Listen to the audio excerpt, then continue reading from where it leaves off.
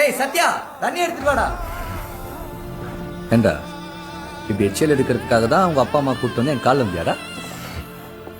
நான் இங்கே ஸ்டெப் அப்னு ஒரு கம்பெனியில் அக்கௌண்ட்ஸில் வேலை பார்க்குறேன். ஆ, இது சும்மா பார்ட் டைமா. கல்யாணம் ஆயிடுச்சா? இப்போதைக்கு பிளான் இல்லை, ஆனால் எலிஜிபிள் பேச்சுலர் தான். பேச்சுலரா? அப்ப கல்யாணம் நடக்கல. மாப்ள என்ன வேணும்? ரசம் எடுத்துட்டு சொல்லுங்க மாமா.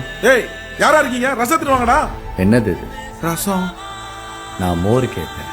ஏய் மாப்ள மோர் தானே கேட்டாரு, ரசத்தை தூக்கின்னு வர எடுத்துன்னு போடா. ஏய் மோர் பக்கெட் எங்கடா இருக்கு? எடுத்துன்னு வரீங்களா இல்ல நான் அங்க வரணுமா? ஏய் என்ன சார் வந்து ஊத்த மாட்டாரா? யார் ஊத்துறா? இல்ல மாப்ள. மச்சான்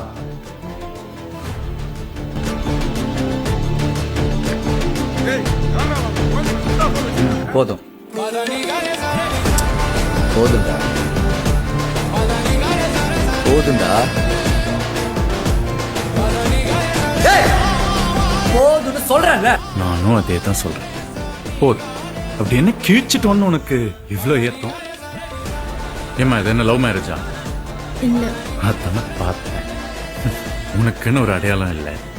உங்க அப்பா அவரோட சேர் பக்கத்துல ஒரு சேர் போட்டு உன்னை உட்கார வச்சு அவரே ஒரு பொண்ணையும் பார்த்து கொடுத்துருக்காரு.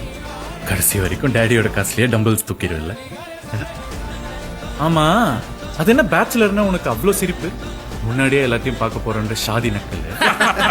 30 வயசு தொட்ட உடனே பொண்ணு வீட்டுல ஜாதகம் ரிஜெக்ட் ஆகும், வேலைக்கு போனா அப்ளிகேஷன் ரிஜெக்ட் ஆகும். என்னது 30 வயசாச்சு இன்னும் கல்யாணம் ஆகலையா அப்படின்னு தோ இந்த மாதிரி 4 பேபி பூமர் காதலியே செய்யும்.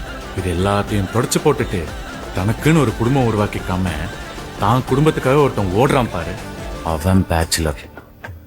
29 வயசு முடியும் போது ஒண்டிக்கட்டையா இருக்கிறதோட வலி உன்ன மாதிரி அப்பன் காசுல கல்யாணம் பண்றவனுக்கு எல்லாம் புரியாது மச்சி.